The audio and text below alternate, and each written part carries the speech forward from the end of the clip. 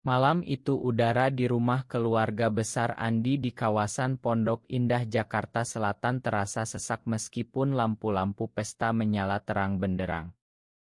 Meja makan panjang dipenuhi hidangan Thanksgiving yang dicampur nuansa lokal, kalkun panggang beraroma rempah Indonesia, kentang tumbuk dengan sambal, dan puding yang dibuat ibu dengan resep turun-temurun. Keluarga berkumpul lengkap, Bapak Budi duduk di ujung meja dengan wajah bangga sebagai kepala rumah tangga yang taat di gereja Protestan terdekat. Ibu tersenyum lelah setelah seharian memasak. Adik perempuan Andi yang baru lulus kuliah tertawa kecil sambil bercerita tentang kampus. Andi, 28 tahun, pria bertubuh sedang dengan rambut hitam pendek rapi dan mata yang selalu penuh mimpi, duduk di kursi biasanya. Ia sudah mempersiapkan kata-kata ini selama berbulan-bulan. "Bapak, ibu, aku harus bilang sesuatu," katanya pelan tapi tegas, suaranya sedikit bergetar. Semua mata tertuju padanya. "Aku gay. Aku mencintai seorang pria bernama Rama. Kami sudah bersama 2 tahun." Hening sejenak, lalu meledak seperti petir. Bapak Budi bangkit berdiri, kursinya terdorong keras hingga nyaris jatuh. Wajahnya memerah, urat di lehernya menonjol. "Apa katamu? Kamu bukan anakku lagi, Andi. Keluar sekarang juga dari rumah ini," bentaknya dengan suara menggelegar yang membuat gelas-gelas di meja bergetar. Ibu menutup mulut dengan tangan, air mata langsung mengalir. Adik Andi hanya menunduk, tangannya gemetar memegang garpu. Tidak ada yang membela. Andi merasa dadanya seperti diremas kuat-kuat. Ia sudah menduga reaksi keras dari ayahnya yang selalu mengutip ayat-ayat Alkitab tentang laki-laki tidak boleh tidur dengan laki-laki, tapi tidak menyangka akan secepat ini. "Bapak, ini aku, Andi. Putra Bapak," bisiknya, tapi Bapak sudah menunjuk pintu depan dengan jari telunjuk yang gemetar karena marah. "Pergi. Jangan pernah kembali kalau kamu tetap seperti itu." Dengan hati hancur berkeping-keping, Andi berdiri perlahan. Ia mengambil jaket kulitnya dari gantungan, tas ransel yang berisi laptop kerja, dan tanpa mengucapkan sepatah kata lagi berjalan keluar. Pintu rumah ditutup keras di belakangnya. Hujan deras langsung menyambut di jalanan Pondok Indah yang biasanya sepi malam itu. Air mata Andi bercampur air hujan saat ia berjalan tanpa arah, sepatu katsnya basah kuyup. Jakarta malam ini terasa asing, lampu-lampu mobil berkedip seperti menghakimi. Bagaimana bisa keluarga yang dulu selalu mendukung mimpi-mimpinya sebagai desainer Grace kini membuangnya begitu saja? Ia ingat masa kecil, saat bapak mengajarinya naik sepeda di halaman rumah, ibu memeluknya setiap malam sebelum tidur. Semua itu lenyap dalam satu kalimat pengakuan. Andi berhenti di bawah pohon trembesi, tubuhnya menggigil. Ia mengeluarkan ponsel, mengetik pesan singkat ke Rama, "Aku diusir. Bisa ke apartemenmu?" Jawaban datang cepat, "Datang sekarang.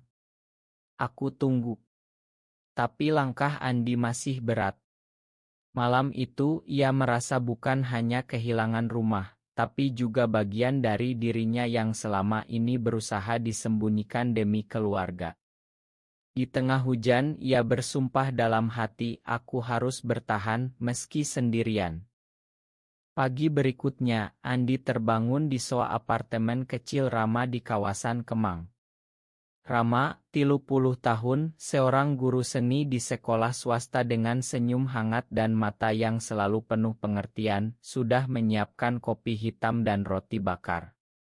"Kamu tidak sendiri, Andi," kata Rama pelan sambil memeluknya dari belakang. Andi menceritakan semuanya, air mata kembali mengalir. Rama mendengarkan tanpa menghakimi, hanya mengusap punggungnya. "Kita hadapi bersama. Jakarta besar, kita bisa mulai dari nol. Andi mengangguk, tapi dalam hati ia tahu perjuangan baru saja dimulai. Ia kehilangan akses ke rekening keluarga, kehilangan dukungan emosional yang selama ini menjadi sandaran. Sebagai desainer relance, ia mulai mencari proyek lebih banyak, bekerja hingga larut malam di kai-kai pinggir jalan. Teman-temannya di komunitas kreatif Jakarta mulai tahu, ada yang mendukung, ada yang menjauh karena takut dicap sama. Tekanan masyarakat terasa nyata di Indonesia, meski banyak yang toleran di kota besar, bisik-bisik dan pandangan sinis tetap ada. Suatu sore, Andi bertemu dengan kelompok dukungan lebih kecil di sebuah kai tersembunyi di blok M. Di sana ia mendengar cerita orang lain, ada yang diusir seperti dirinya, ada yang menikah paksa demi keluarga. Andi merasa tidak sendirian lagi. Tapi malam-malam ia masih terjaga, memandang foto keluarga di ponsel yang tak berani dihubungi. Rama sabar, membawa Andi jalan-jalan ke Taman Suropati, makan sate di pinggir jalan, mengingatkan bahwa cinta mereka adalah kekuatan. Perlahan Andi mulai menerima dirinya. Ia membuat proyek desain poster untuk acara kesadaran hak asasi di komunitas, karyanya mulai mendapat perhatian. Tapi luka keluarga masih menganga. Telepon dari ibu kadang datang, suara ibu parau, bapak masih marah, nak. Tapi ibu kangen. Andi menangis diam-diam setelah telepon itu. Ia ingin pulang, tapi harga dirinya sudah terlanjur rusak. Di akhir bulan kedua, Andi dan Rama memutuskan tinggal bersama. Apartemen kecil itu menjadi rumah baru, penuh tawa kecil dan pelukan hangat di malam hari. Andi mulai merasa tumbuh, bukan lagi anak kecil yang takut, tapi pria yang belajar berdiri sendiri. Di rumah lama di Pondok Indah, suasana berubah drastis setelah pengusiran itu. Bapak Budi duduk setiap malam di kursi kayu teras, memandang kursi kosong Andi di meja makan. Ibu sering menangis sendirian di dapur saat memasak makanan kesukaan Andi yang tak ada lagi yang makan.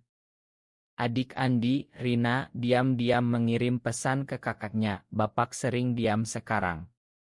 Mungkin mulai menyesal. Bapak, yang dulu selalu bangga bercerita di gereja tentang keluarga saleh, kini merasa kosong. Ia mencoba berdoa lebih keras, tapi bayangan Andi terus muncul. Suatu hari, pendeta gereja mengunjungi, bicara tentang pengampunan dan kasih Yesus yang menerima semua orang. Bapak mendengarkan, tapi egonya masih tinggi. Dia memilih jalan salah, pendeta, katanya keras kepala. Tapi malam itu, Bapak membuka album foto lama, melihat Andi kecil tertawa di pangkuannya. Hatinya mulai retak. Sementara itu Andi semakin sibuk.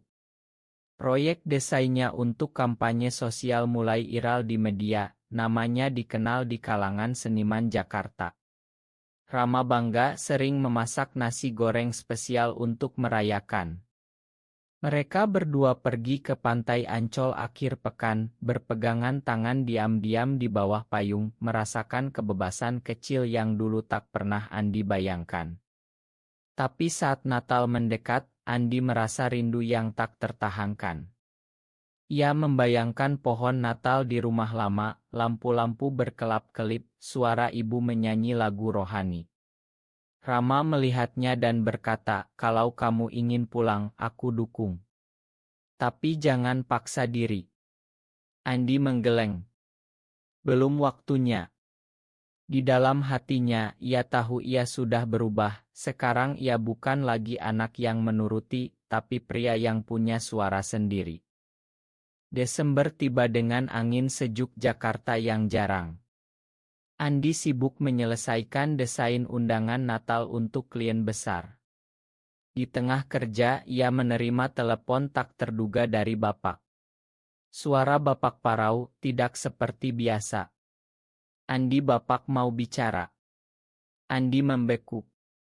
Bicara apa, Pak? Bapak terdiam lama. Pulanglah sebentar. Ibu sakit. Andi langsung panik, tapi Rama mengingatkan untuk tenang. Ya pulang malam itu juga, tapi hanya bertemu ibu yang ternyata hanya lu biasa. Bapak duduk di ruang tamu, wajahnya tampak tua 10 tahun. Bapak salah, nak, kata bapak pelan, suaranya hampir hilang. Andi terdiam, air mata menggenang. Tapi luka masih dalam. Ya tidak langsung memakan. Bapak pernah bilang aku bukan anak bapak lagi.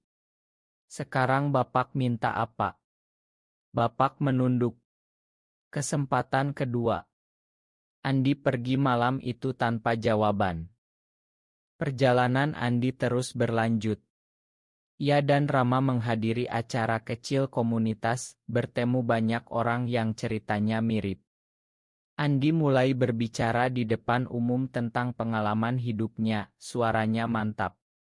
Rama selalu di sisinya, tangan mereka saling genggam diam-diam. Andi merasa kuat, dewasa. Ia membuka usaha desain kecil dengan Rama, apartemen mereka penuh sketsa dan tawa. Keluarga mulai mendekat pelan-pelan, Rina sering datang berkunjung membawa masakan ibu. Perlahan tembok mulai runtuh. Malam Natal tiba. Gereja penuh lagu Silent Night. Bapak Budi duduk di bangku depan, tapi pikirannya melayang ke Andi. Setelah berbulan-bulan berdoa dan bicara dengan pendeta, Bapak akhirnya mengerti, kasih tidak menghakimi. Ia bangkit, meninggalkan gereja, naik taksi ke apartemen Andi. Hujan deras lagi, seperti malam pengusiran dulu. Bapak berdiri di depan pintu, basah kuyup, lututnya gemetar saat Andi membuka pintu. Nak, Bapak minta maaf. Bapak salah besar. Beri Bapak kesempatan kedua. Air mata Bapak jatuh. Andi berdiri membeku, Rama di belakangnya memegang bahunya memberi kekuatan. Andi memeluk ayahnya untuk pertama kali setelah berbulan-bulan. Mari masuk, Pak. Malam itu, di ruang tamu kecil, mereka bicara panjang. Bapak mendengarkan cerita Andi tentang perjuangan, tentang Rama yang baik. Ibu dan Rina datang kemudian, pelukan hangat memenuhi ruangan. Pohon Natal kecil di apartemen menyala, lampu-lampu berkelap-kelip seperti harapan baru. Andi merasa lengkap, bukan lagi anak yang tersesat, tapi pria yang diterima apa adanya. Tahun baru datang dengan damai. Andi dan Rama kini sering berkunjung ke rumah lama. Bapak belajar memasak makanan kesukaan Rama, ibu tertawa lagi. Keluarga tumbuh lebih kuat, meski masyarakat luar masih bisik-bisik. Andi terus berkarya, desainnya kini membawa pesan penerimaan. Rama di sisinya selalu, tangan mereka saling genggam di bawah meja saat makan malam keluarga. Andi tahu perjalanan belum selesai, tapi ia sudah dewasa, penuh kasih dan kekuatan. Benarkah bahwa setiap orang tua berhak mendapatkan kesempatan kedua meski telah menyakiti anaknya? Benar atau salah?